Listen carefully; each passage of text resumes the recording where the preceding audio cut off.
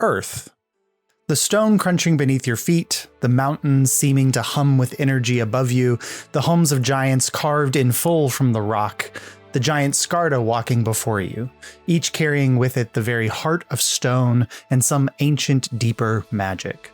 Far below you in the valley you've left behind, you can see the dying embers of a fire, the abandoned ship, and you're quite certain the shifting in the tall grasses of hunting shadows, but they do not dare to approach the mountain. It is something old, something sacred, and something protected, and for the first time since you've crashed into Highwall, you feel safe. Hello, and welcome to Casting Roles, where a bunch of theater nerds and good friends play a little D&D. We're so happy that you've joined us. Take a moment to subscribe to the show. It takes just a click and gains our unending thanks. Drop us a like and leave a comment hyping us up for Campaign 2. Our videos are uploaded on our YouTube channel every Friday, and we have tons of great content to explore. Without further ado, let's go ahead and start the show.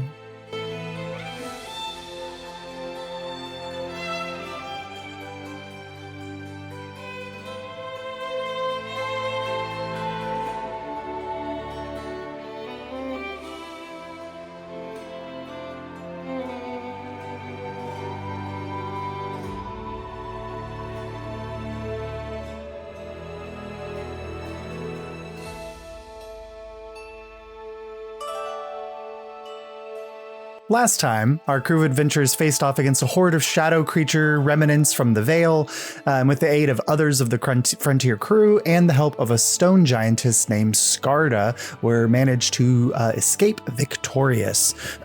You met the giant who offered you safety and protection in her mountain home and a promise of more information from the leader of her tribe, Dreamstrider Traume. After stowing away important items in the ship, you hiked your way up the mountain to the home of the Shapers of Stone. They're carved out of the rock of the mountain to create a plateau of 2 or 3 dozen homes and a large central structure that Skarda is currently guiding you to now.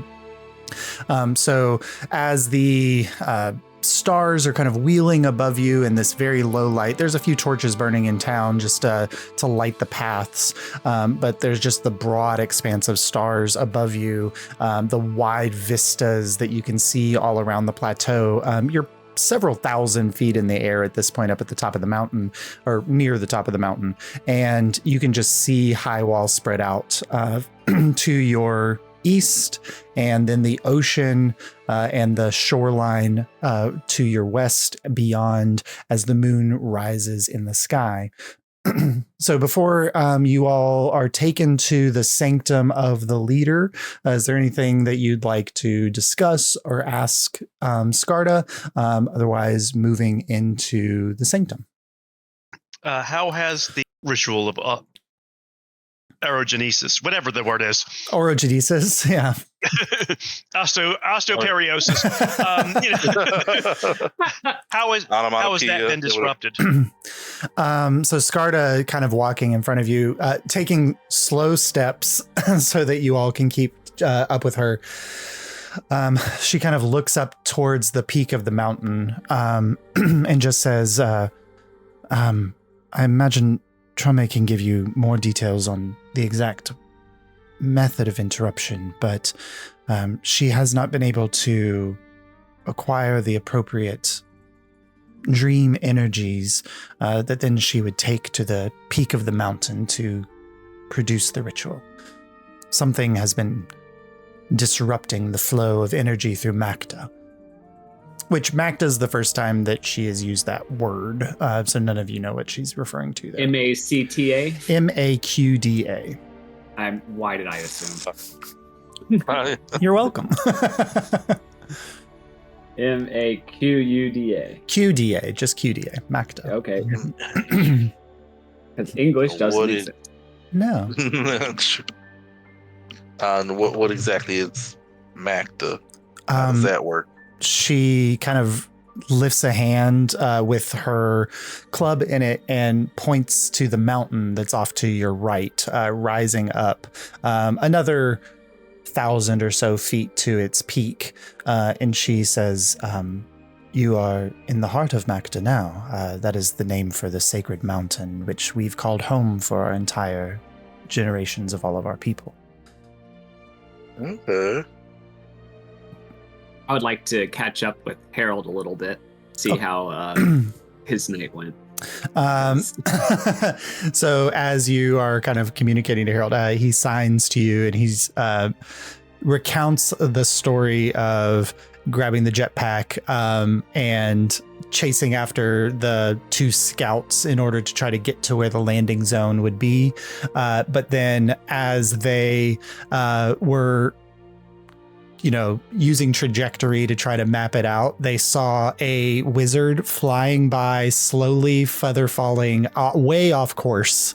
And so they chased after Weller to try to give him some support and guidance back to space. And they managed to kind of land about a mile or 2 away from where the ship eventually came down, and they had to work their way through the forest at that edge to come through. And they would have arrived faster, but Weller complained the whole time. Total theater. You can complain all you want as long as you keep moving. I'm just really glad you're safe here. I'm glad you're safe too, Bonnie. He messages back. And it looks like you've got the good group to keep you that way. They're a good bunch. Sully is not happy about something. I wonder if the mailman arrived. That's the only time she barks like that. Sorry, what would you say? Before Sully so rudely interrupted us. Just that they're a good bunch. They seem to be able to hold their wits about them at least, and that's the most important thing.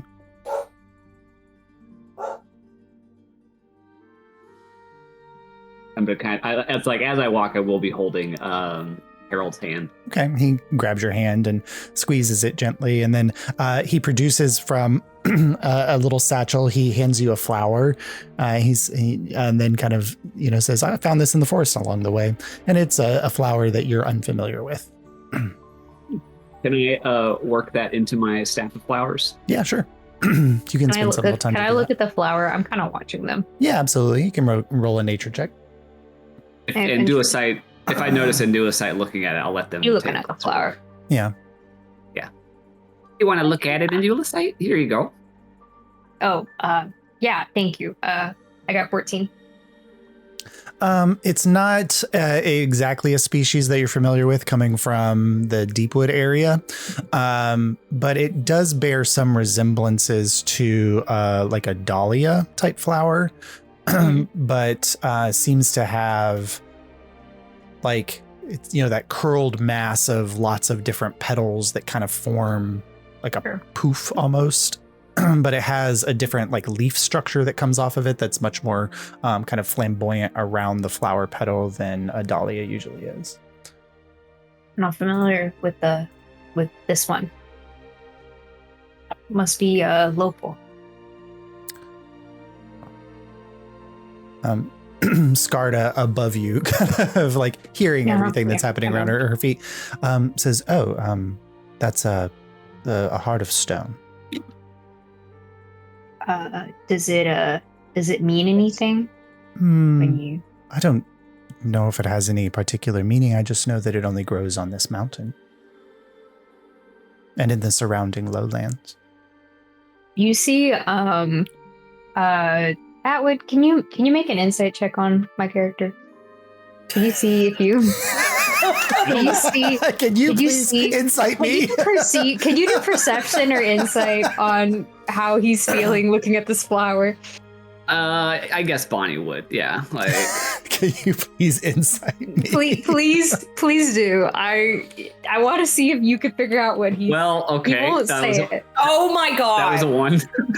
You rolled a nat 1. Bonnie is not for the dice. Indulacite. Can I do insight? Yeah, you guys are all walking close enough. Okay, yeah. Bonnie, your take is Indulacite is staring at he's staring at the flower so intensely you think he might hate it. I think he's just like I'm just gonna take that back there. Thank you. 1 second. Okay. Oh. I got a 17. 17. You see Indulacite's pupils are like this big looking at this flower. he's like unnaturally, or just like so fucking hyper about it? so fucking hyper about it. Okay. Yeah, that's it. He just really stoked on it. Cool. But he just lets Bonnie take it back, and it's like, oh, okay, yeah. And it is like the core of the flower is white, and then it kind of goes like a grayish blue to a blue at the tips of the flower. Can I make like a perception check or a nature check as we're walking to see if I can find another one of those flowers? Yeah, sure. And I also tell Harold, you really shouldn't give someone a dahlia, by the way. It's not a dahlia, but if it was a dahlia, you shouldn't give that to someone. Harold signs, and Bonnie would have to interpret for you. Yeah. Basically that I don't know anything about flower theory. Flowers are Bonnie's thing. What does that mean? Oh, do you know what it means, Bonnie? I look up at you. Donnie's Excited. She probably knows, but she just loves Harold so much. She's just like, oh, it's a very Where'd your sound go? I can still hear Atwood. Oh, my sound cut out. Cool. Okay. That's awesome.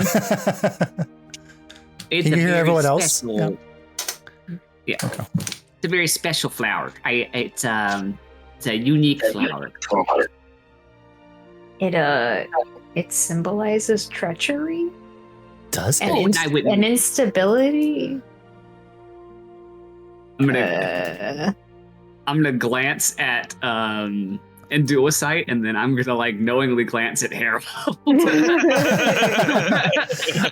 Scarda says, here we view them as a symbol of creativity, of the origins of the power of the mountain. Oh, I like that more. You see Endulocite's pupils even bigger. Even bigger. Yeah, I'm gonna kind of weave it into my hair. Sure. Yeah. Like stick it behind. Well, not like, I guess rabbit ears don't work that way. So like affix it somewhere to the top of my head. Yeah. Yep. And as you guys are kind of walking through the town, I mean, you're passing by homes that are very much similar in their structure. They've got kind of the large opening with the sheet or cloth covering. So there's no doorway here to keep out the elements. They're a symbol of how trusting and open this group or society is. Lucky, you do notice in a few of the flower pots, like outside windows, clusters of very bunched flower clusters that have these like poofings of these flowers peeking out of them. That this seems to be something that is cultured here in the city. You don't see any like wild ones growing around. They all seem to be very much contained in flower pots or like jars on stoops of houses and things like that. But eventually you kind of come around and you... No. Josh, can I try to steal one? Yeah, go ahead and make a sleight of hand check. Amazing. Okay. Amazing. Yeah, and as you're doing that, you all come around... I won't miss one. And enter into a large open area, and there's a much larger structure at the center here that does appear to have elements of it that were carved out of the rock. Like the back of this structure is literally against the side of the mountain, and then it comes out. But then they've added some wooden pieces to this to give it a much more lofty appearance to the other buildings in the vicinity, and that does seem to be where Scarda is heading. Yeah, what was your stealth or your sleight of hand? 16. 16. Let's see, Scarda.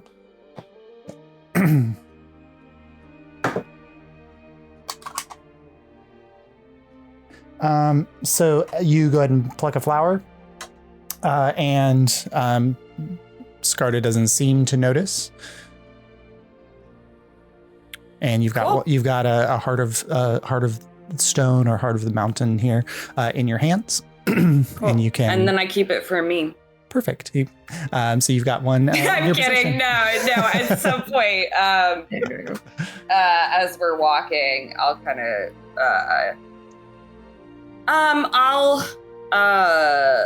I'll sidle up to Endulocite and just kind of put the flower in his palm. Oh, Oh, There you go.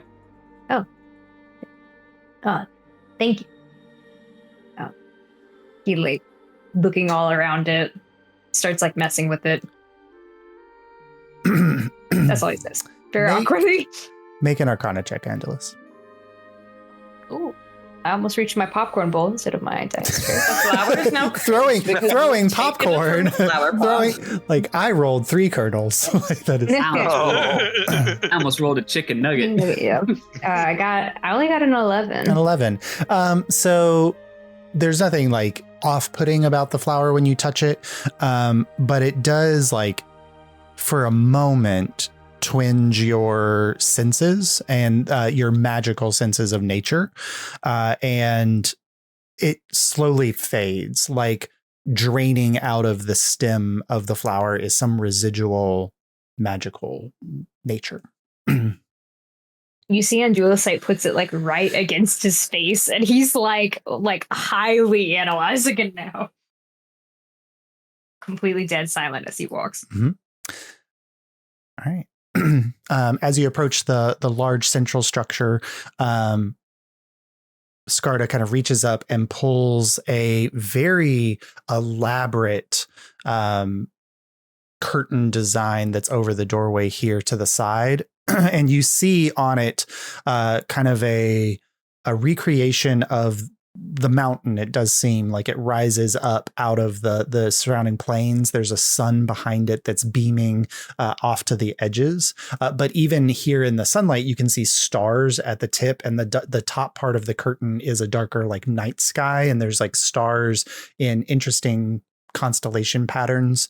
And the mountain itself seems to have like veins of energy running through it and this design, but then she pulls it aside and gestures for you all to enter in before her. And the chamber beyond is lit. There's torches in here, burning braziers. And then the moment the curtain passes, a smell pours out that's almost like jasmine and patchouli, like a deep nature incensey smell pours out of the chamber and kind of washes across each of you, and the warmth from the fires inside as well. Here, a couple thousand feet up in the air, you're a little chilly with the wind, but immediate warmth from inside as you enter into the chamber.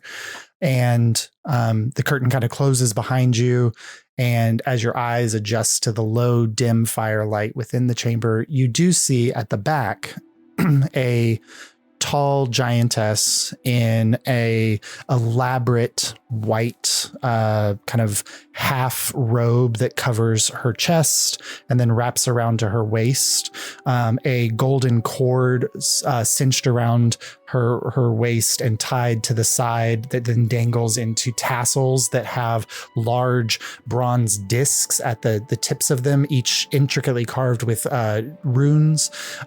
She has, instead of the kind of more angular design of tattoos that some of that you've seen with Skarda, she has these runic tattoo designs that go across her head and then down her neck and then down each of her arms at the top points and then wrapping around her wrists in rune patterns.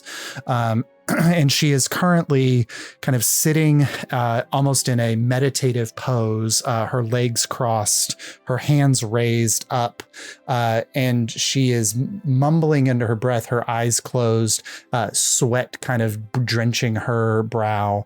And Skarda just kind of holds you for a moment. Dreamstrider Troma, are you awake? And Trome, as I have been for too many days now, Skarda. She opens her eyes. Ah, more visitors to our mountain abode, I see. Welcome. Thank you, Skarda. You may wait outside. And Skarda kind of nods and backs out of the chamber again.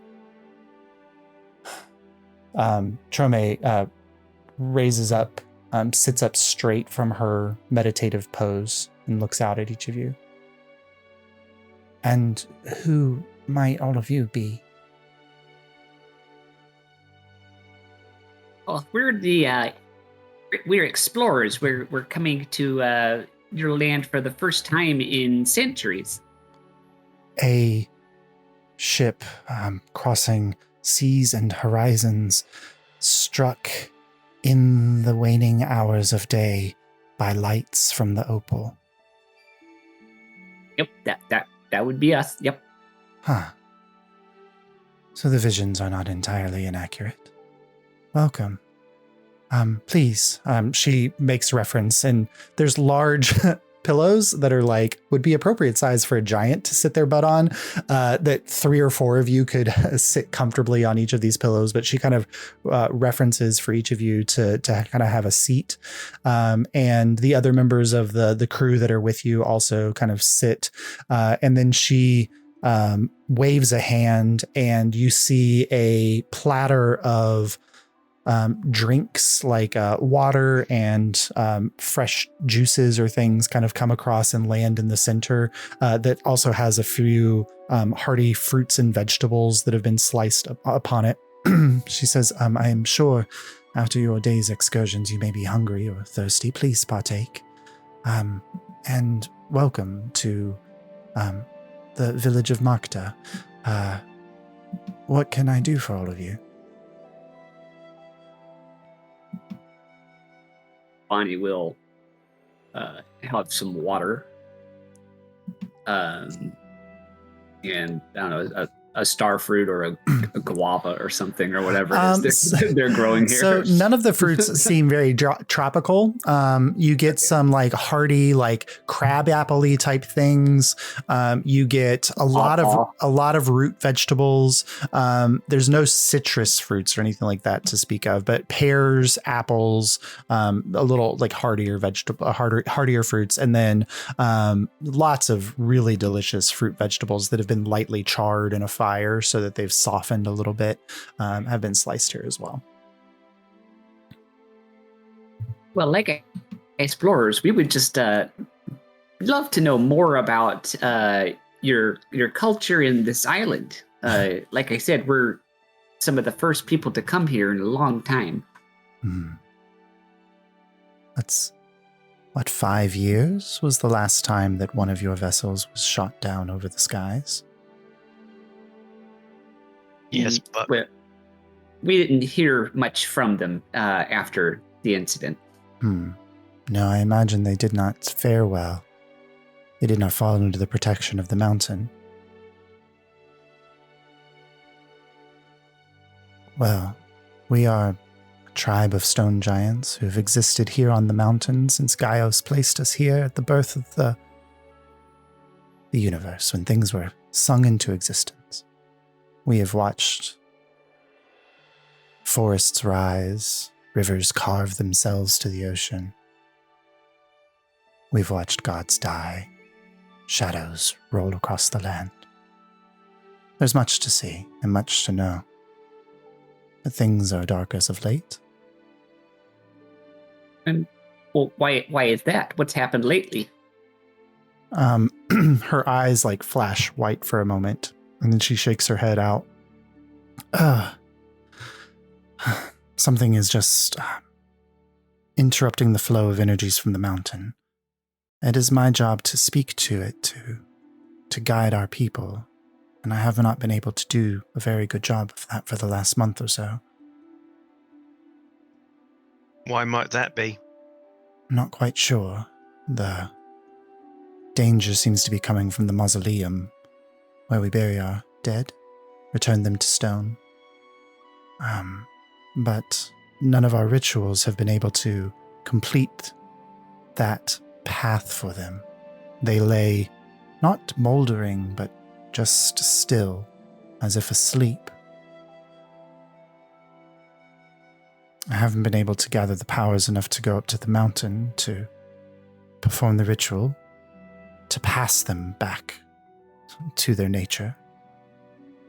Something within the mausoleum whispers and creeps, blocks the energies there. Something we can't reach.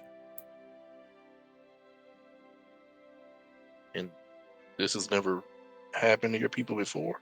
Hmm. You wouldn't have any point of reference? where it came from? There was a time at the dawn of the subversion when my great-grandmother was also a dream strider, and she spoke of an interruption in originasis. I'm certain that was tied to the work of Caiaphas's dark rituals spreading across the land. But with the veil gone, that those should no longer be an issue. Even if remnants of his creatures creep through the forests, entangle like vines. We met some of those tangly vines. Oh, sorry. Go ahead. No, you're asking about important stuff. It's just does that mean Dream Strider? You inherit that? Have you always been the Dream Strider? It's a gift passed through generations of my family. It's not. We are a very tight-knit community, and there are several family lines that could present a Dream Strider, but in the last 3 generations, it has been myself, my mother, and my grandmother. Okay. It's just interesting. Are your visions of the future, or just of what's happening? You ask about visions again, and her eyes flash white, and she kind of leans back, and words begin to come out of her mouth, but then she cuts them off. No, they've been inaccurate of late. I should not speak them. Sometimes the future, sometimes the past, sometimes the earth crying out for something. The energies of the mountain pouring through me and speaking through me. The heart of stone within the mountain itself sings sometimes, and I translate those through my blood. We are of the mountain, and the mountain speaks through me. And you all are the protection of the mountain. As much as we protect the mountain and the mountain protects us.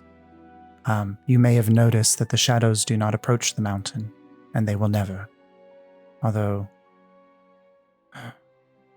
if what is happening in the mausoleum spreads, I am uncertain if we will maintain its blessing. I have a question, which is, can we perhaps maybe help you with this mausoleum investigation?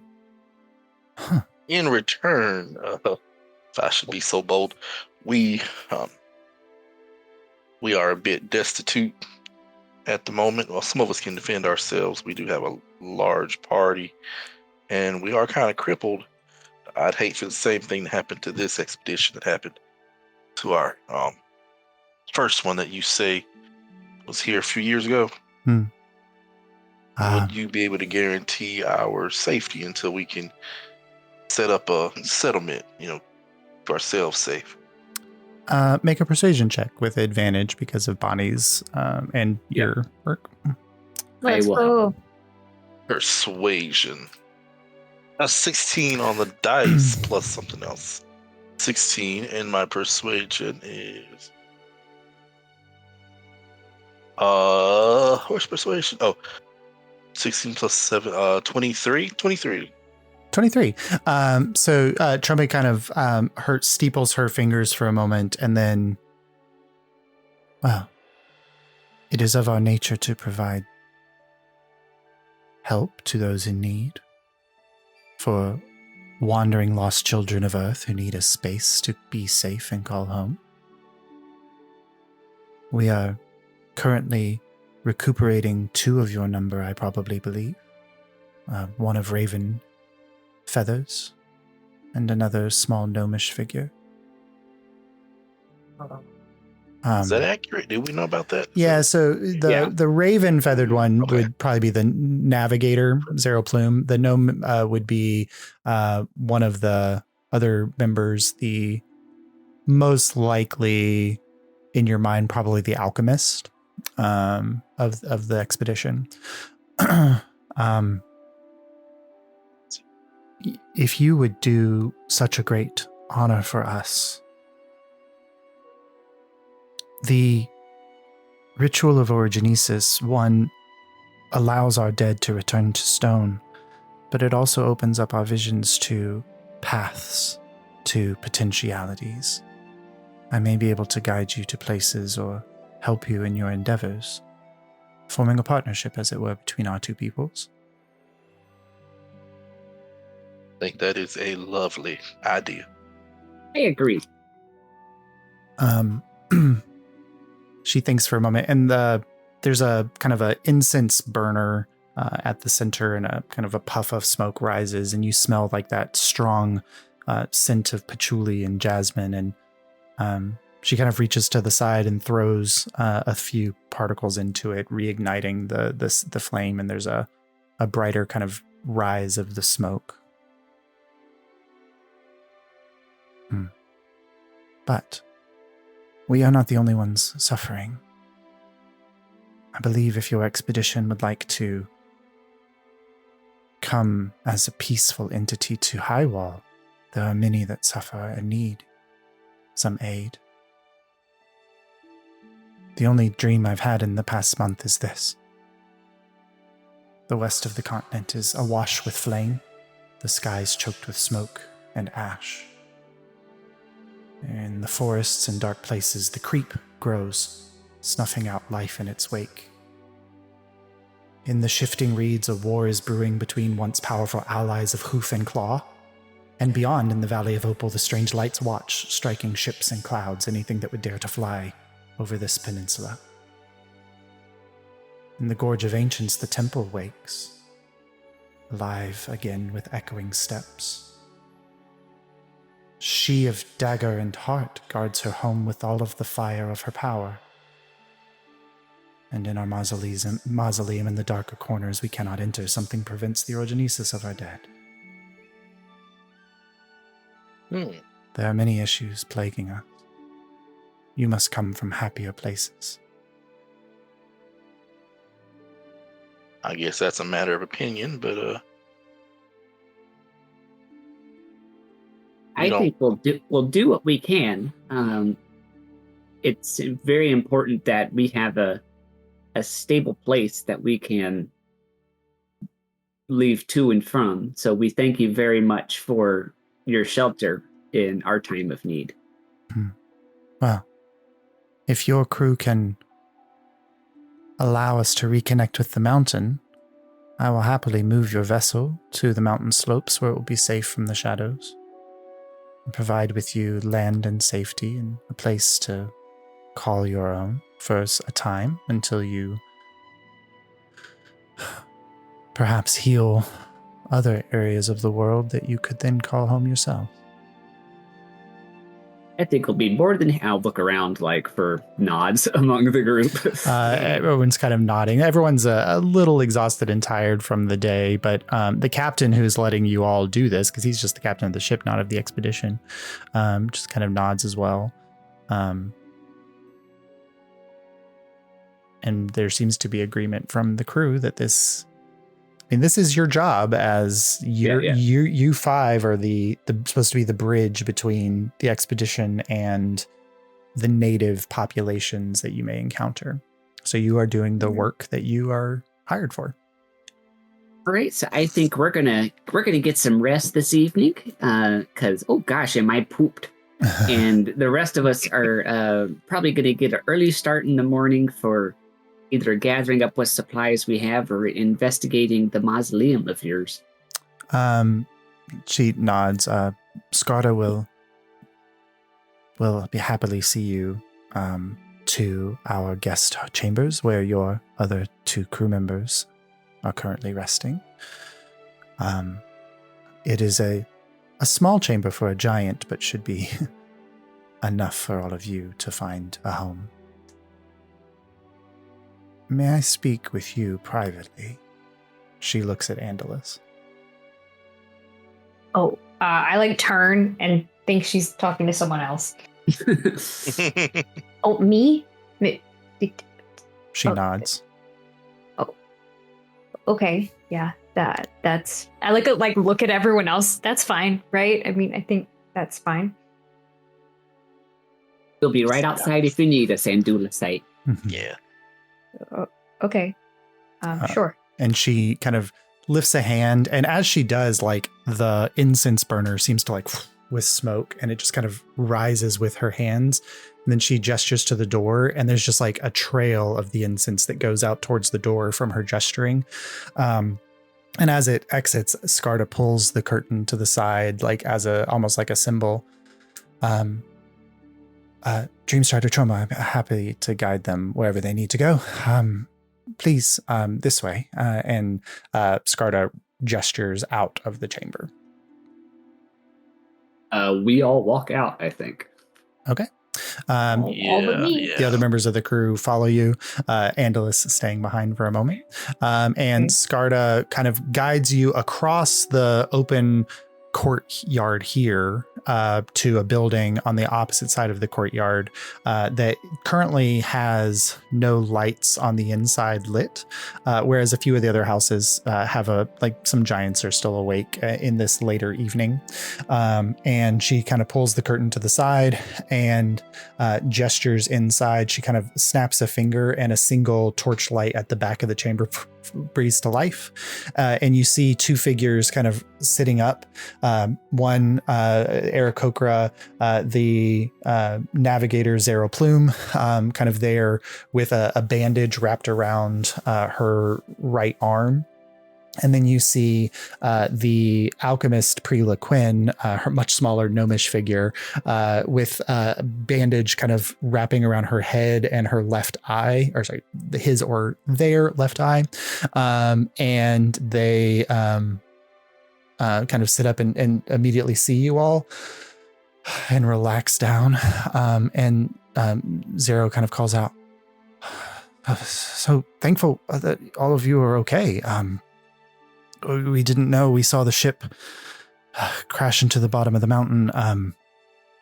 It's good to see all of you. And Remy kind of walks up to her immediately and gives her a hug. And then the rest of the crew kind of file in, and you all find yourselves within this chamber here. And there is more food and drink in here that the giants have provided for you. There are very fluffy looking beds that seem to be filled with some kind of like goat fur or yak fur or something, and wrapped in beautiful tapestry like quality sheets, large pillows that are probably like a small head pillow for a giant, but huge pillows on each of them. And there's plenty of spaces here for you all to call home for the evening. Oh, I am just so tired. I'm gonna just hit the hay if y'all don't mind. Go right ahead.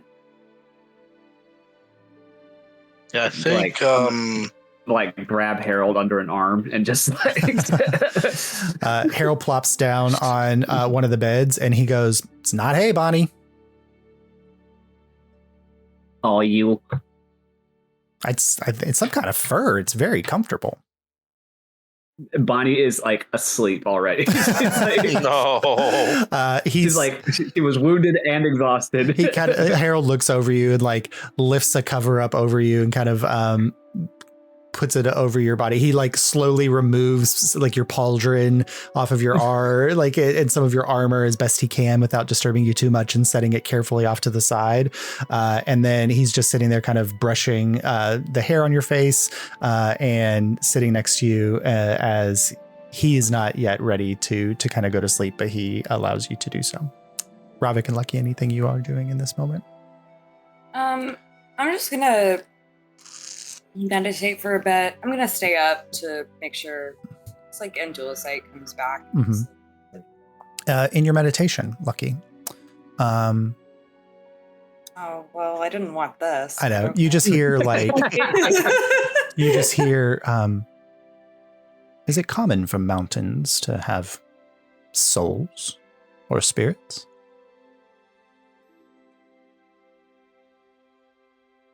And I just I think back and I just say, all things have souls. Why not mountain? All things. Duly noted. I hate when you do that. And there's silence on the other end. Ravik. Ravik will. I'll claim a space in the large space that the giants have provided for us. Sort of set up whatever I may have, my bedroll or whatever belongings I may have. And then I want to sort of go on just a walkabout, just sort of observing the people, and really sort of just waiting, making sure Andulus, make sure he gets out safely. Okay. Or not safely, just make sure he's not too shaken up when he. Yeah, you go outside, and there's the people of this village are not. I mean, every town, city that Ravik has ever set foot in has had some kind of town guard that patrolled at night. Not something that these giants seem that they need to do. There are occasionally you'll see like one walk from higher up the mountain, further down, carrying like a pack or something on their back. And they acknowledge your presence. They don't speak actively to you as they pass, but then they go on to one of the homes and they walk in, like dropping their pack outside the door. Like, not even worried about someone stealing their valuables or what they're carrying with them. But it's a very calm and peaceful environment with the sky wheeling over you at the considering that Ravik has spent most of his life at sea, it's very much like being out on the open ocean, the number of stars and constellations that you can see here. And the presence of the moon, the distant waves lapping in the ocean, strangely should not be heard here, but Ravik can. All right. I'll just spend a little portion of my time just sort of walking around, observing, seeing if anything strikes me as odd or interesting. And then eventually I'll head back and finish along. The only thing you encounter on your journey is at some point, if you make your way out to the northern edge of the village, like where the mountain path continues up, you will find Skarda there standing, looking out to the ocean below. If you wanted to talk to her at all. But other than that, your walkabout would present not any other very interesting things other than just the late night path walking of giants who are returning from work or from home or to their homes. I'm gonna stand next to Skarda, not necessarily have a conversation, just to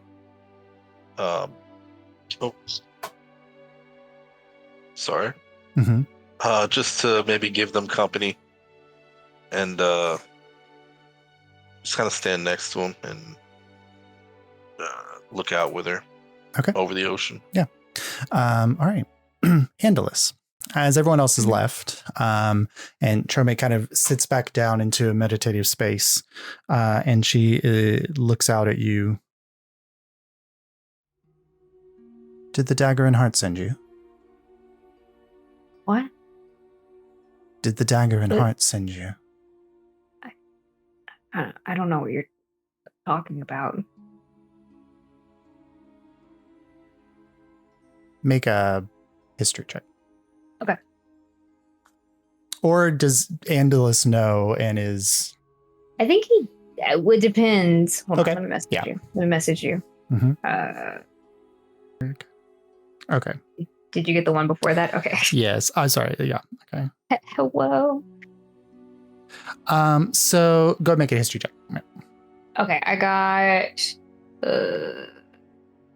16. 16. Oh, yeah. So Dagger and Heart, very much like The Fey Treader is a title that you are familiar with of an individual who you know calls Highwall home. Mm-hmm. Often associated with much more extreme expressions of the magic that you share. Kind of makes love and hate their portfolio. Temptation and vengeance, right? Lovers would make deals with her. People would, if they despise someone, would make a deal in that regard as well. And Trauma seems to be asking you if this individual has sent you. Oh no, I'm here of my own accord. Are you sure? Yeah. Yeah, there's some things I need to take care of, so. She kind of lifts a hand, and you see the smoke rise up from the incense and like roll around for a moment, and then it floats down, and behind your legs, it kind of wraps around Dottie, and Dottie walks out from behind your legs. Is that true then? And Dottie, well, of course it's true. What are you talking about?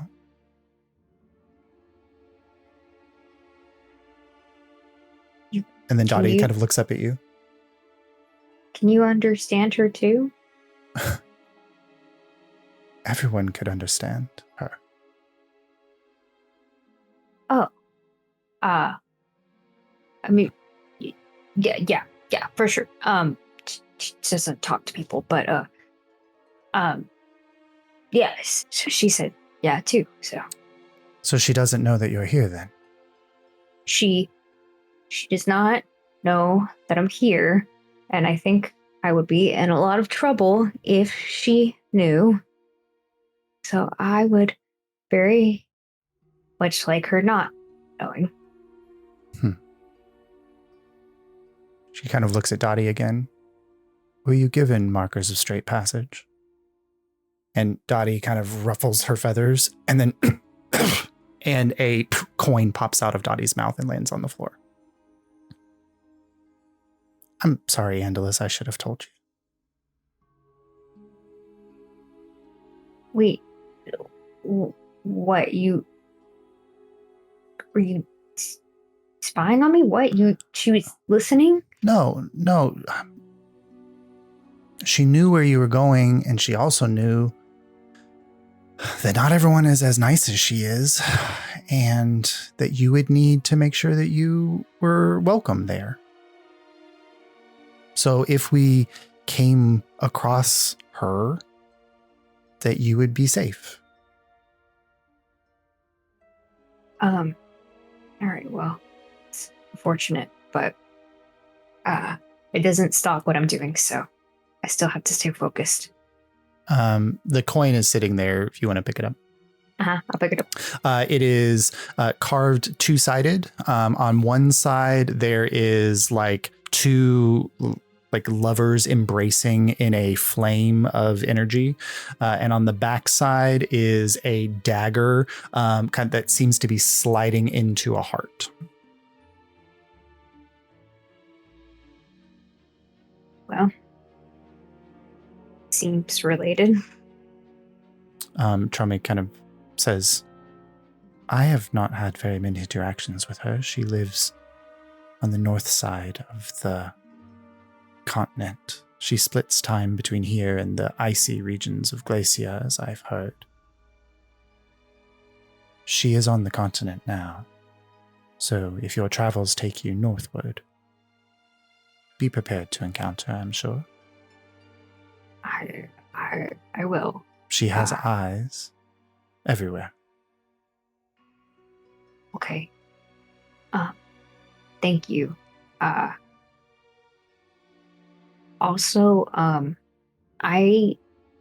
this morning I had a vision, like what I think maybe you have. It was about the ship. It was last night, the night before. It was the ship getting hit and everything. I saw it before it happened. I mean, the gift of divination is not rare for one such as yourself. Yeah, it's just the first time it's ever happened, so, Well, if the mountain were in its normal paces, I would say beware of dreams. They come often. But right now, the energies are so tangled, I doubt that you would benefit from the presence. I have not of late. okay. Thank you for your help, your information. And do not hold it against your friend. She seems to only have wanted to protect you. I know she would. Dottie kind of says, I promise I would have told you, Andalus, if it seemed to matter. It's okay. We'll figure it out. I like go to leave. Okay. Yeah, and Trome does not stop you, and Dottie kind of follows beyond you. Ravik returning from Skarta, you would see Andalus leaving Trome's vicinity. Could I have talked to Ravik before this? Yeah, absolutely. So before Andalus leaves, Lucky and Ravik, yep. Yeah. I'm gonna go to Ravik and be like, can I speak? Yeah. What's on your mind? I just kind of want to lead him away from Skarta, so this is not like Sure. necessarily over. Yeah. When I say this, I don't necessarily distrust the individual I'm about to speak of, but I am concerned. Duly noted. Dulicite is not what he seems.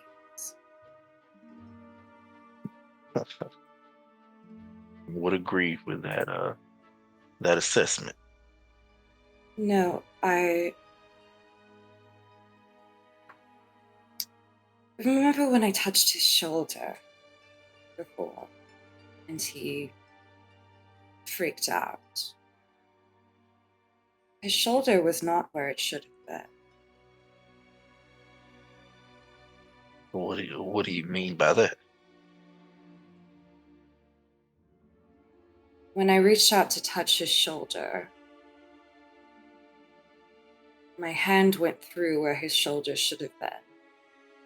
And when I did land on the body part, it was much smaller, much shorter than where his body should have been. So you're And I'm not saying- one to judge for appearances. If he wants to look taller and more built, perhaps he is, but I am always fearful of the undead walking amongst us. Which is not to say that Undulicite is that, but you have to understand that is my entire role as a librarian. I see. You're not necessarily concerned that Indulicite is undead, but you're keeping an eye out for it. I have to. I understand. I mean, when you're sort of surrounded by the same thing every day, it becomes, your expertise. It's easy to see it around every corner. Well, we did encounter some earlier this evening, so I don't. Very true. Now, I'm not one to go prying too deep into others' private matters, unless it's going to bring me some type of benefit. But I'm just being honest. Oh my God, is everything you say an innuendo? 98% of it, really, but that's neither Well, here nor thank there. you for being honest about it, at least. I'm nothing if not honest. That's a lie. I thought as much, but I wasn't going to call you out.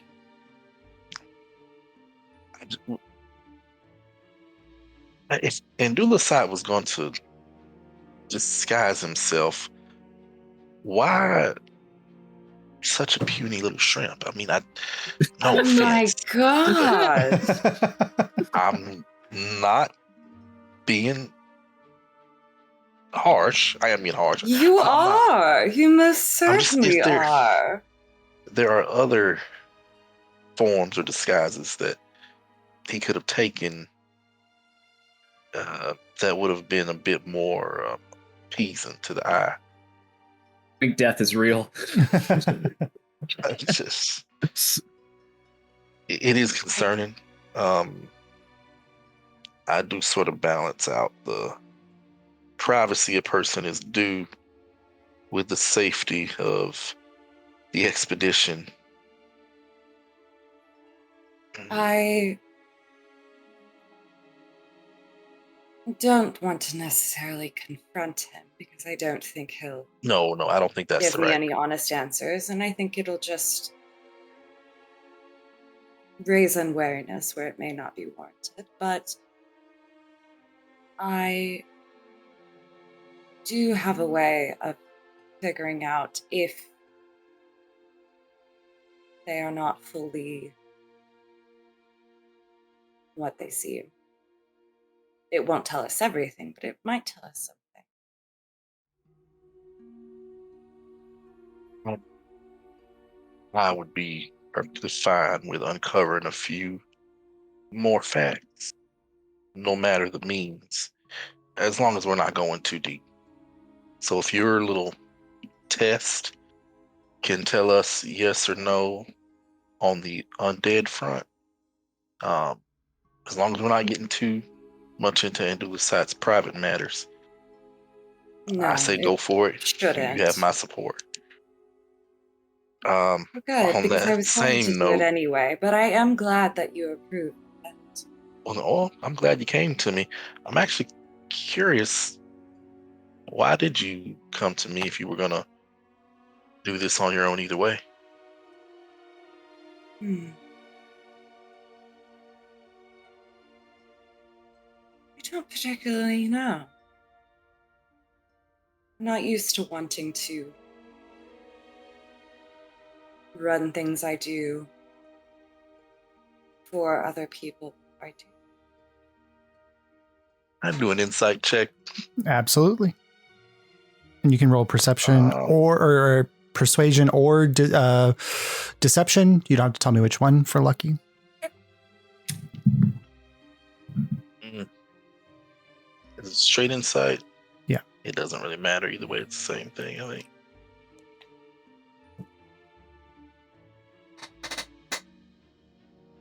Ooh, 20, not natural.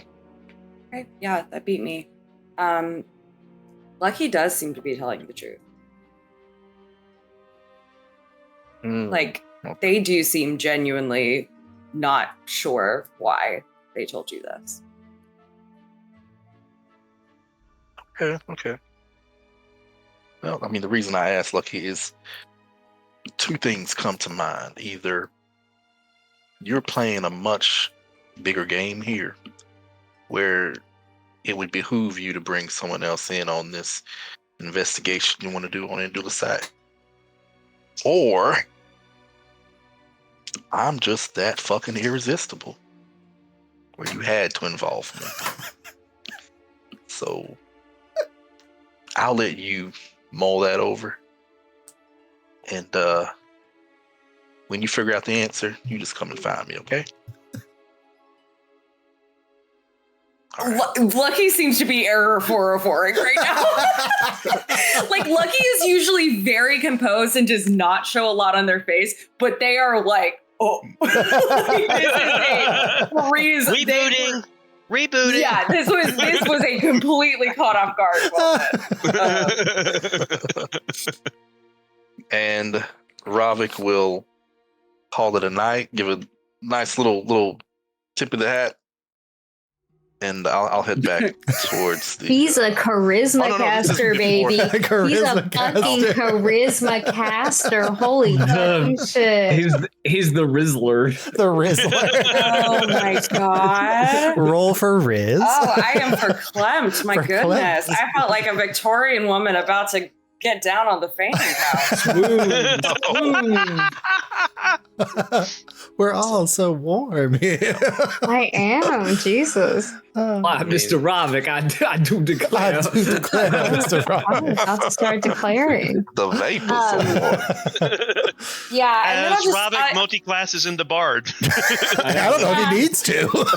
Possibility. yeah, honestly. Possibility. And give then that man a tambourine. I'll wait out for Angelusite. So with that in mind, when Andalus leaves, you would see Andalusite leaving the chambers there. Mm. And that was before. Yeah, so Right the after. conversation between Lucky and Ravik would be before. Yeah. Then you would. And I noticed Andalusite coming back as well. Yeah, Lucky seems to be waiting for Andalusite, and then so you would notice that. And then as Andalus comes out, Ravik and Lucky would both acknowledge that he had left Trame's chambers. I'll leave Lucky to do what they need to, but I want to sort of keep my distance, but keep an eye on how this plays out, whatever Sure. they decide to do. Oh, good. You're back. Are you lost? No, I just wanted to make sure that you got back safely.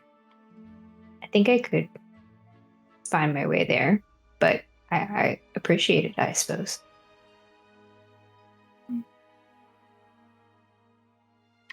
After you then. Okay.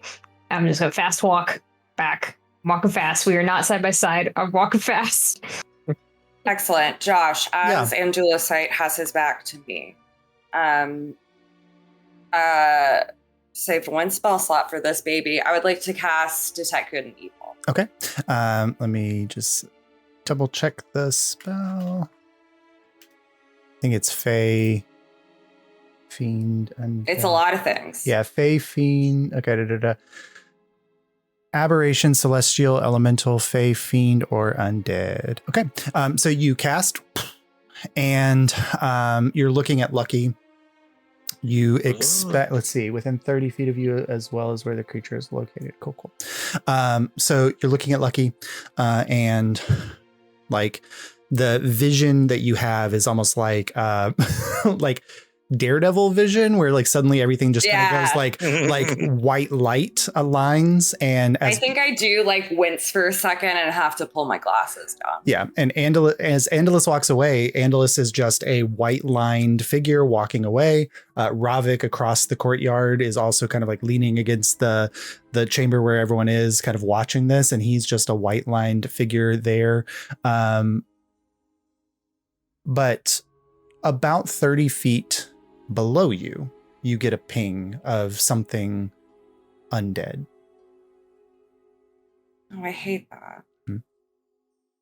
Oh, yeah, that makes sense. So you know if there's a place or object within 30 feet of you that's been magically consecrated or desecrated. Oh, would Dottie show up on this too? Now I'm just fucking around. Yes. So a couple things. So one, I'll go back. The 30 feet below you, you also get the heavy sense that there was once a consecrated space there that has been shattered and has been desecrated. Sure, that makes sense. But as you're watching, like Dottie walks out from in front of Andalus, and for a moment, you just see this flaring bright white light drifting off of Dottie in all directions. As she's kind of like walking and like looking up at Andalus, and then kind of walking and like looking back in your direction, and just kind of ruffling her feathers. It's Faye. Okay.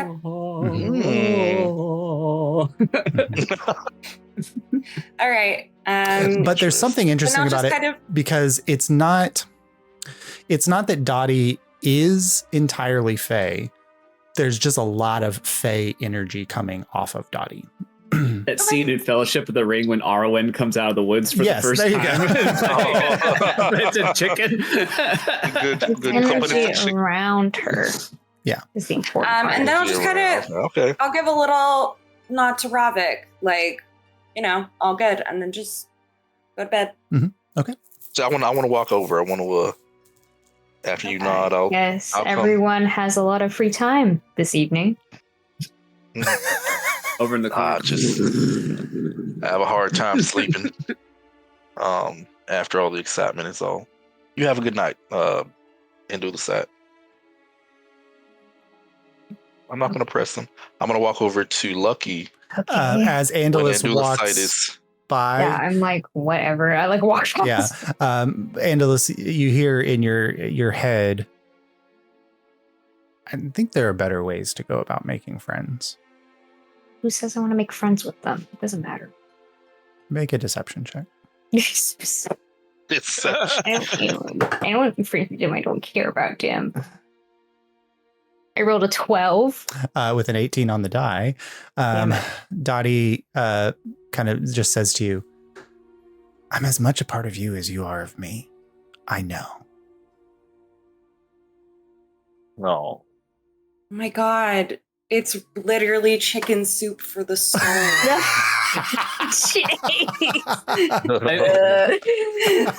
I'm just imagining. There's the title of the episode. Chicken soup for the soul. Yeah, there we go. Jesus Christ. I'm imagining Liv Tyler. I think that was who played Arwen. Yeah. But instead of speaking Elvish, she's doing bok bok bok bok bok. Yeah. Okay. So yeah, I like look down at her and I'm like, we have other things to worry about right now. Well, I'm going to let you know. If you don't start pushing, I will. Why is everyone against me today? Now we say out loud. She waddles in front of you and just goes, well, people have to look out for you if you're not going to look out for yourself. And she just walks into the chamber beyond and finds an empty spot to lay down. like lay flatly on the bed. All right. Just stare at the ceiling. Yep. So Ravik, you walk past Andalus to find Lucky. Mm-hmm. Yep. I'll just come up to Lucky and I'll say, well, Lady of Luminescence, did you learn anything new about Andalus? Not undead. Doesn't seem to be anything immediately alarming or anything that I would be able to tell. So from here, nothing to worry about, or just nothing that you could discern? that's up to you. Well, I Check.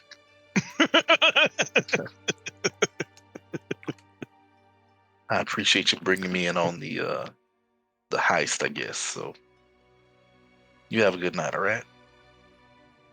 You as well. All right. Everyone beds down for the evening.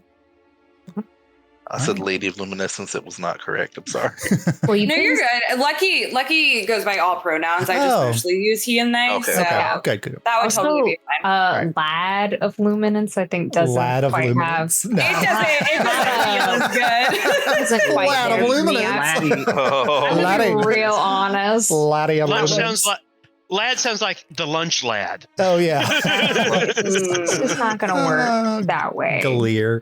All right. You all bed down for the evening. Very comfortable beds provided here. And the covers are warm, even in the mountain air. There's a light, fire kind of from the torches that is blowing and is allowing some heat to glow in the area as well. But the beds maintain warmth. The covers are knitted so tightly and beautifully that they maintain warmth as well. And you all get a long rest. Yay! Oh no, I'm a prepared caster now. Okay, yay! Ravik, Yeah. as you sleep, you feel rested. There's energy kind of coursing through you from the day as you are relaxing and resting, and dreams do come to you on the mountain. For a moment, you wake and you see yourself kind of walking up the mountain towards the top of it. And you keep rising and rising and rising. And then eventually the sun is rising with you, and you are standing atop the mountain. There is a bright sun in the sky flaring out in all directions. And you are on that, the depiction of the mountain that was on the sheet that covered Trome's entrance. And you are now a 2-dimensional pictograph of that piece there. And you can just see like the wind rustling, the forest at the bottom of the picture, the stars roving above you, the sun spiraling and shining in the sky beyond you, and the waves crashing against the mountain. But you notice they crash a little higher with each rise, and eventually the lower half of this pictograph is swamped by ocean water, and then half of the mountain, and then the rest of the mountain, and then you are just alone at the tippy top of this mountain, the sun buried beneath the waves, the stars wheeling uncontrollably in the sky, the moon bursting and bringing in these tides as a wash of water rises up and crashes over the top of the mountain and rips you off of it and into the waves. You cannot breathe, which is strange. You normally can breathe underwater. You normally can function in the space. It is a place of home for your ancestry, but the waves are rushing into your lungs. They're choking you. And then you see a figure appear in the water before you, a shadow, a trailing mist. We had a bargain.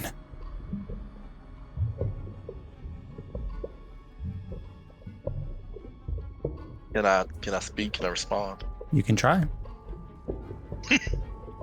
I'll open my mouth and attempt to rebut as the individual is, I guess, chastising me or reminding me of the debt. You open your mouth and the water forces itself in and fills every capacity of yourself. But then you reach like a level of equilibrium. And when you speak now, it is with clarity.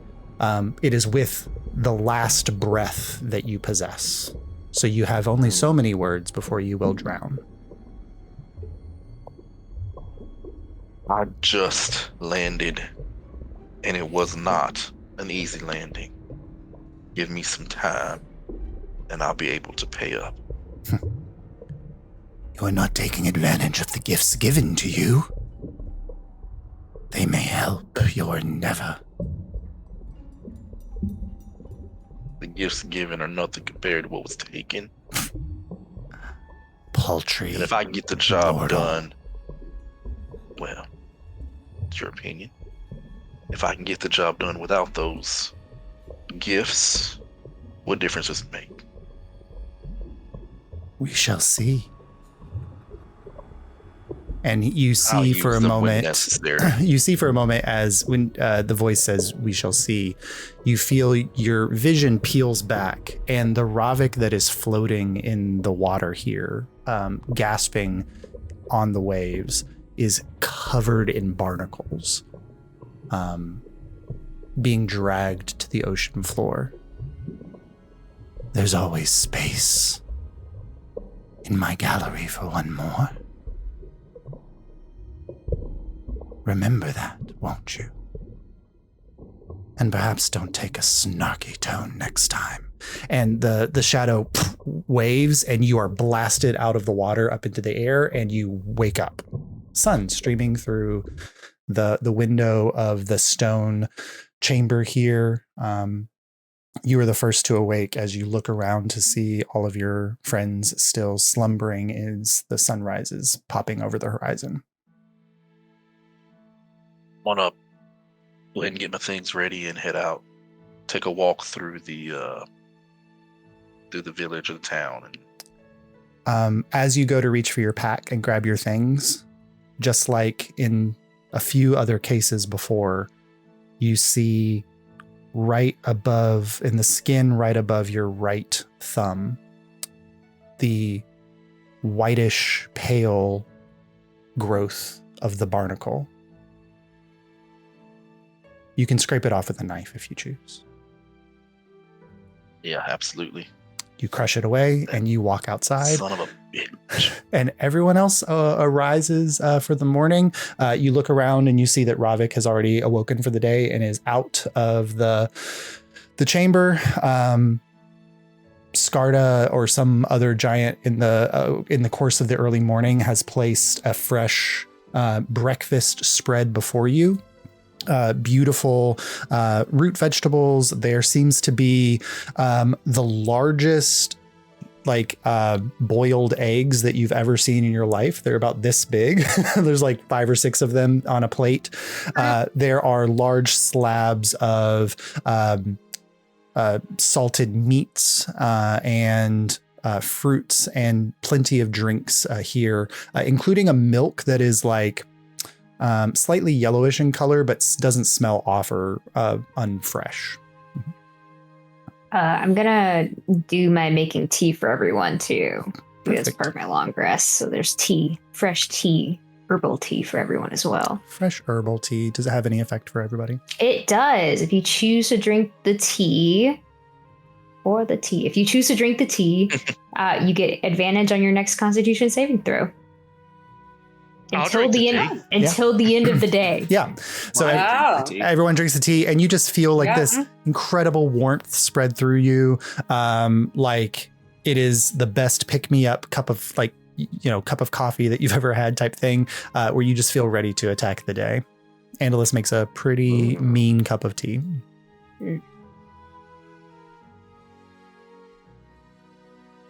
And I sit there not knowing what else I should do. I'm just chilling. Ravik will show up at some point.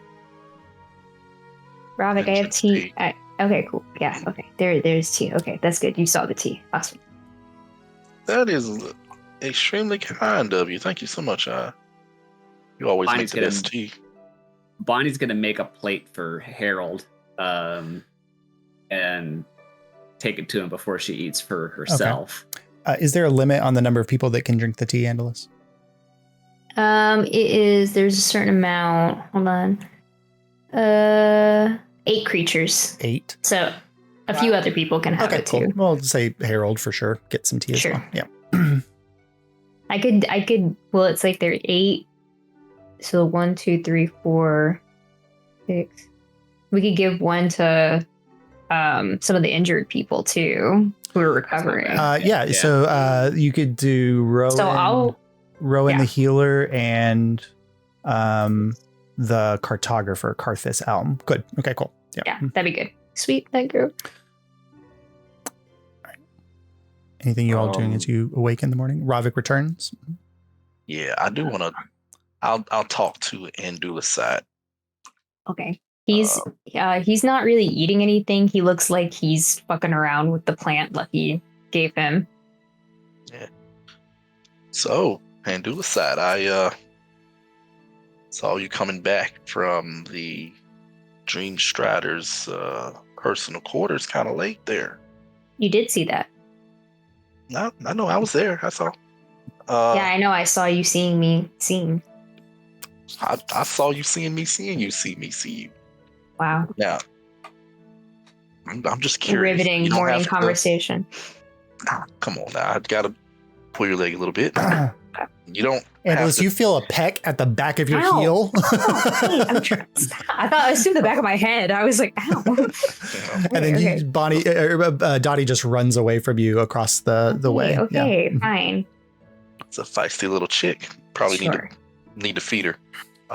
Thanks for looking out for me. You and Lucky were making sure. Exactly. We were just concerned, making sure that giant woman didn't want to eat you or something. Or maybe she did. Well, you don't have to kiss and tell or anything, but what do you was mean? the conversation interesting? Kiss and tell. She did not eat me. I'm just gonna sneak past you to get some of those apples here. I'm gonna like interpose myself in between like Ravik and. Okay. Hello, Bonnie. Good morning. How are you? How are you? I'm just feeling so peckish this morning. We were just catching up about the events of last evening, is all. Yeah, So. I need more dirt, and I go out to go get dirt. Well, you will spill your secrets eventually into the side. I We're say just under my gonna breath. Hear this? Yeah, Bonnie heard that. Okay. We're just gonna let Endulicite tell us what he wants to when he feels like it. Now, don't you understand that, Mr. Ravik? 100%. I agree. I just wanted to make him feel more comfortable when he does decide to share. But I agree with you. I agree. I'm not going to push too hard. Just so we're all on the same page here. Now, help yourself to some of those pears over there. Let me have a slice. Oh, sure thing. Did you try the tea, though? That's the star of the show this morning. I had a full cup already. Yeah. And I'll just sit with Bonnie, just exchanging Southern pleasantries. Yeah.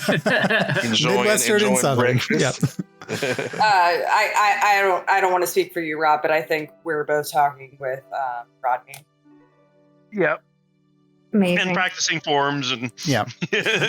Speaking of talking to Rodney, Kieran, as you are at some point, if Lucky kind of moves away, you are holding Rodney, and you just hear a voice behind you that goes, "Look, I don't need you to act crazy when you realize who's talking to you right now, but you talk to a rock, so people are not going to be weird if you are talking to me." do I recognize the voice? You do not recognize the voice. I slowly turn. And sitting on the bed behind you is just Dottie staring you in the eyes.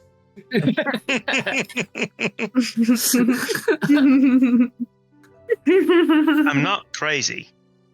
Oh, no, you just talked to a rock. It's fine. I get it. It's cool. He's a baby Earth elemental. Earth elemental. Yes.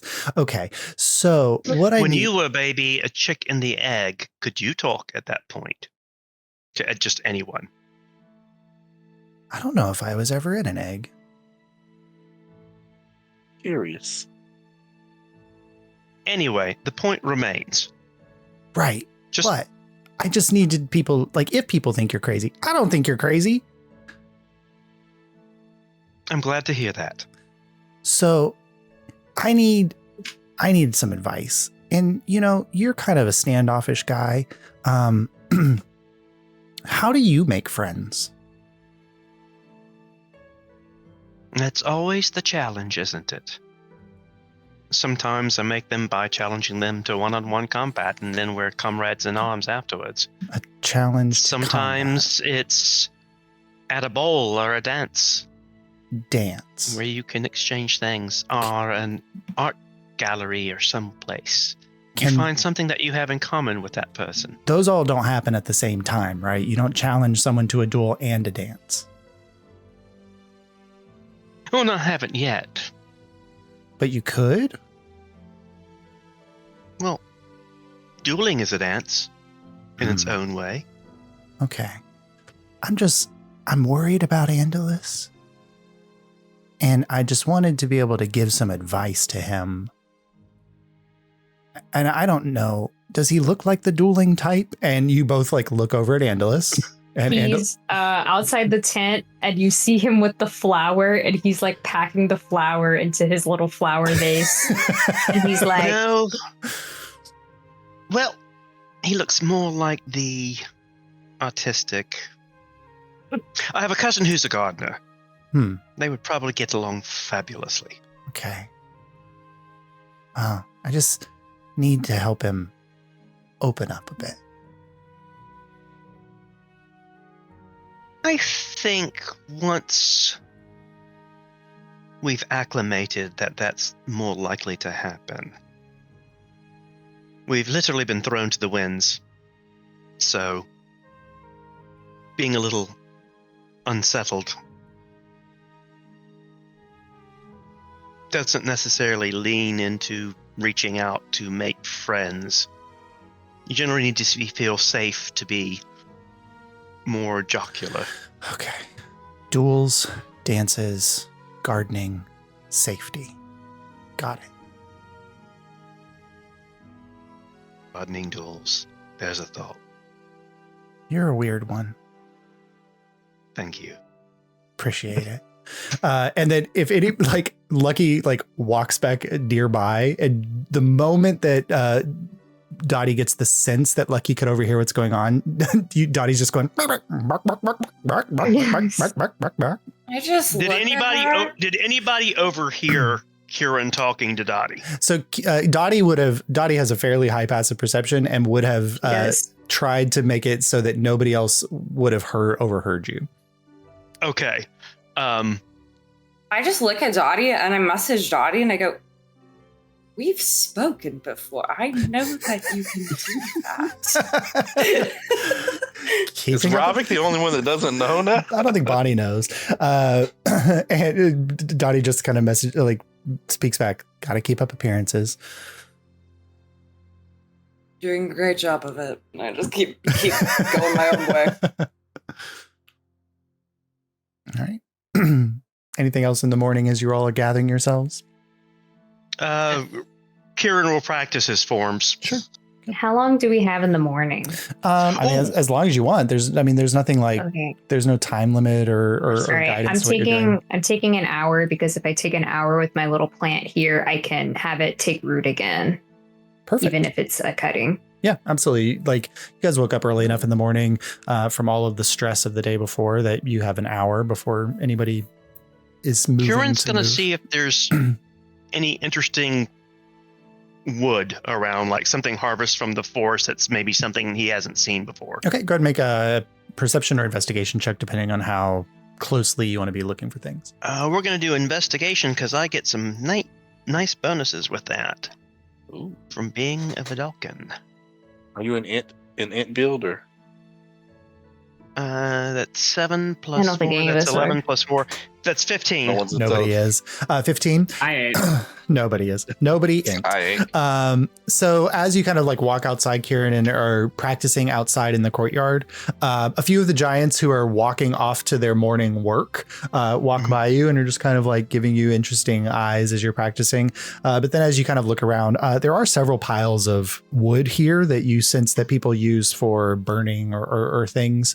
But one of the homes within the quarter does have like a lean-to built next to it. And there is a crafts table outside of it where it does appear that someone who works with wood, like carving or doing different things. And you find an interesting wood here that is like iron gray colored, but then has like veins of this blue that run through it as well. So when it's carved in the right way, you get these like sheens of iron gray and blue in the carvings. And there's several like wolf carvings, bears, like all kinds of different animal carvings, like set up on a shelf within this chamber, and a couple pieces of the wood, like just kind of leaning in spots, and a small pile of like dowels of the wood, almost like in the back. Kieran will see if he can negotiate to trade for a length of it that could be potentially carved into a katana. Okay. The person inside eventually comes outside while you're probably practicing, and then looks at it as a tall male stone giant. Has very simple tattoos compared to like Scarda, the other one, just like small ones around his forearms. And he's like gathering some whittling tools when you walk up, and he goes, "Oh, you're interested in purchasing some of the heartwood?" Yes. Well, it is somewhat rare. It only grows on Makta. It seems, some say, infused with the energy of the mountain itself. I could probably part with part of it. What do you have for trade? I have a yellow gem shard and a diadem from our session 0. Oh, okay. You kind of put those up, and he's like looking at them. He's looking at the gem shard.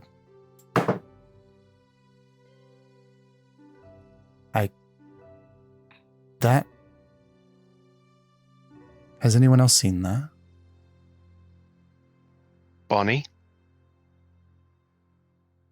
I think that Scott or Troma may find it interesting. Certainly show it to them. The diadem is pretty. Lots of good metal to melt down there. Hard to find up in parts of the mountain. We don't often go to the mines very much anymore. I'll give you a piece for the diadem. Deal. And you get it's for him. It's a small length, but it's probably like a 5-foot length of this kind of round, perfect for carving. Mm-hmm. Cool. And then Kieran will make a little bit of small talk with him about woodworking, because he is proficient in woodworking tools. Yeah, absolutely. So you all chat back and forth about the woodworking. He shows you some of his objects. And you do notice, like, when he brings the little figurines out of the shadow of the lean-to and the sunlight hits them, the blue coloration in the irony blue wood glints and catches the light, like almost like there's like, it's like almost like you're seeing veins of like a malachite and stone, right? Okay. But it's still wood, but it does glimmer in the light. Mm-hmm. So something with veins in it. Yeah, there you go. But they're blue instead of red. There you go. Yep. Yep. That's a cool coincidence. Yep.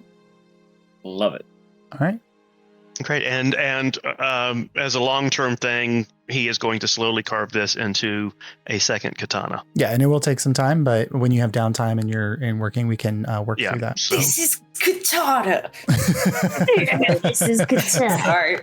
She's got my back. And Ravik, join as you practice your forms and stuff. Mm-hmm. I just want to keep my skills sharp with my own fencing abilities. So, mind if I join you? By all means. I'd love to hear it.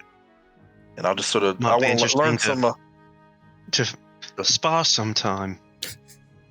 Definitely. Let's sort of gauge each other's aptitude first, and then we'll graduate to sparring. Fair enough. Yeah, I'll learn some new forms and learn Kieran's sort of style of fighting. What you notice, Kieran's style of fighting is very regimented and structured. Kieran, what you notice about Ravik is Ravik has no structure. But he's an accomplished swordsman, but his structure is all about surprise and chaos. Fluid like the waves. Yes. Mm-hmm.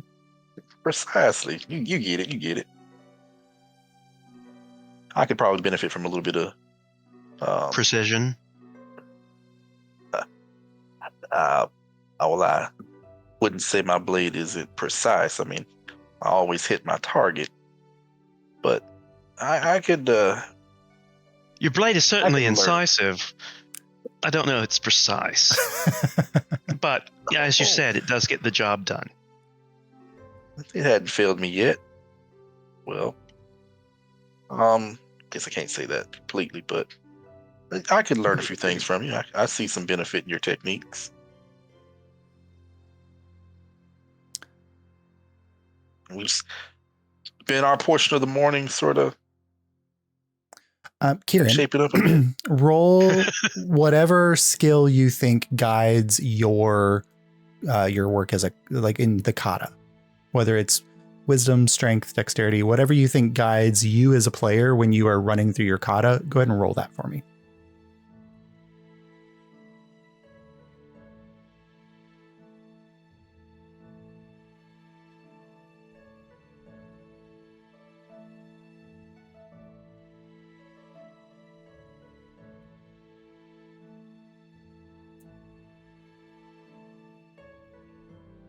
$14. 14. Ravik, roll a wisdom check for me, please. Ravik's great strength. Mm-hmm. Wait, because I'm on a whole different budget. Ronnie, we've talked about this. Roll when natural you roll dice. The dice. You roll. I know. I just An 18 on the dice. Throughout Wait. Oh, you had 18 on the die? Okay. No, go ahead. Wisdom? Okay, keep talking. I don't know. I don't think it's very high. If it is one at all, I don't know. Shit. Okay, +1. +1. So 19. With the work of Kieran guiding you through kata, with you mimicking Kieran's practice with kata and not just being a chaos gremlin on the battlefield, you are 1/20th of the way through with Kieran's guidance to unlocking weapon mastery. Amazing. Whoa. So the more you and Kieran All right. train, Kieran could impart that skill to you. That's sick. Yeah. Which is not something that warlocks normally get, but you could unlock it with Kieran's training because you have a strong warrior here in your party. I appreciate you taking the time and sort of running me through some of your skills here. My pleasure. It's interesting to fight somebody with a completely different style. Something I'll need to learn just in case. You never know who you'll face. Oh, definitely. I learned my fighting style from a few different mentors. Got to the point where they said I could make a blade sing. I was so good, but be honest, some of my skills have sort of left me. But I'm building back up. He just cocks an eyebrow at you. Insight check. Yeah, go ahead. Yeah. And I don't know. That's a persuasion check, Ravik, or deception if you feel like you're lying, but you don't have to say which one. 15 plus 4, 19. I don't think I'm lying. You can make persuasion if you.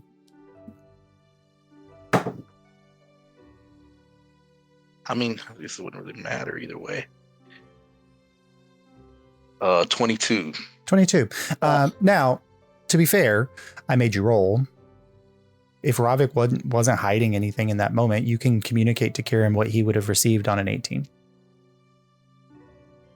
You can tell that Ravik is more reminiscing about old times, where he by all accounts considers himself quite proficient with his weapon. He knows how to use it, but he's sort of reminiscent on old times where, sort of telling like those old fisherman stories, like, you wouldn't believe I cut down 5 men with one stroke of my blade, and kind of, Yeah. he's just thinking about those times where, like, if I could perform like I used to, which is odd because he's not an old man. Mm-hmm. You sort of would think. Well, that's what flagged me to begin with. Yeah, so that's what you see. Like, he's very obviously sort of thinking back to a time where, man, if I was at my full ability, then I'd be the one, teaching you, some of these different skills and helping you sort of learn new things. I think that's a fair. Okay. Yeah, I think that's an equal exchange for the roles. Sure. All right. As you all kind of go through your morning rituals and you are gathering your things, getting ready to go, the other crew members are patching up each other, reapplying bandages, taking care. They know they're going to be resting here today. They heard the conversation that you had the night before. A few of them are planning on going back down the mountain to go through supplies, to bring some things up to safer places.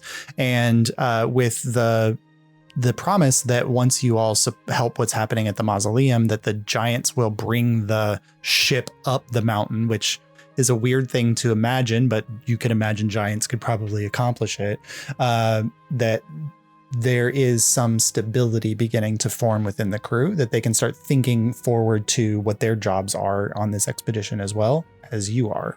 But you all gather together, on the 5 of you, and imagining that before you is a dive into a mausoleum. Lucky the understanding that is probably where that ping the night before came to you from, that there's some kind of danger there waiting for you. We'll go ahead and pick up there next time. Mm-hmm. Yay! So many RP moments. Okay, there's yes. So this was a good little role playing session. I Little like. nugget. What our characters do not see. The high-walled stone canyon had long protected this site from some of the greatest ills of weathering and time, but it was clear after hundreds of years without careful maintenance, the once glorious temple complex here had fallen into disrepair and ruin. A few massive columns halved and tumbled across the rocky base, the cracks formed by the creeping of vines, the expanding of ice, the rushing of wind, tore across the carefully carved exterior. But the main temple, with its massive stone staircase rising into the side of the cliff face itself, stood still, imposing, and silent, long abandoned and forlorn. The sounds of echoing steps broke the bicentennial silence as a figure in a long cloak, a scarf covering their mouth from the particulates of dust whipped up by wind from the canyon floor, made their way towards the stone staircase. The first pilgrim since the last time the sun peeked over the rim of the canyon, from a time before a shadow descended on the world. The figure's hobnail boots crunched through the gravel and then over bone as they began to climb the staircase where defenders long ago had valiantly fought an unwinnable battle. Dozens, hundreds, maybe 1,000 scattered bones, here broken apart and shattered, either at the moment of death or in the time since. Rising at last up the 100 steps to the temple entrance, the massive 9 pillars, each representing dead gods, no longer worthy of the opulence of such a space, the figure approaching the imposing stone door. A depiction, still clear on its surface, although threatened by the expansion of a particularly invasive plant, of a battle fought even longer ago between those gods and entities of pure chaotic power. Behind the mask, a grin stretched across the visitor's face as they reached out, a yellow energy building around their hand before scattered stones and small boulders lifted off the ground around them and then, with unnatural force and speed, crashed through the door. They walked through, and here the stale, coffin air from inside the temple let out like a final exhale of a dying man. They walked into darkness for a moment before the sconces and torches in the massive entrance corridor lit of their own accord, their magic long waiting for life to tread their halls. A crunch underfoot, another, as they passed bone after bone, femur after skull, a cage of ribs, the long-abandoned reaching phalanges. Unlike their compatriots outside who had so valiantly sacrificed their lives to defend those who had closed themselves inside the temple, these had been locked prematurely into a tomb which they would not escape. With purpose, the bodies around meaning nothing to the figure, they made their way deeper into the cliffside, deeper into the temple, until finally they reached its heart. A large half-dome ceiling, 9 pillars rising in a circle to support its weight, each intricately carved and marked with arcane runes. At the center, a large altar and clerical circle of prayer. The figure walked through, their hand whipping a gust of wind, dusting away the old grooves of the circle, once dug by an adherent in the ecstasy of worship, who could never have known what the ultimate end of their prayer might be. Leaping up onto the altar, the figure pulled back their hood, slid the mask down off their mouth. A tumble of curly brown hair, the shining glimmer of delicate brown skin, their mouth lifted into a smile. Their hands began to move, and water, fire, earth, air danced around them, before at once they began their work. A work to unmake, a work to rebuild. It would be a long night for the visitor.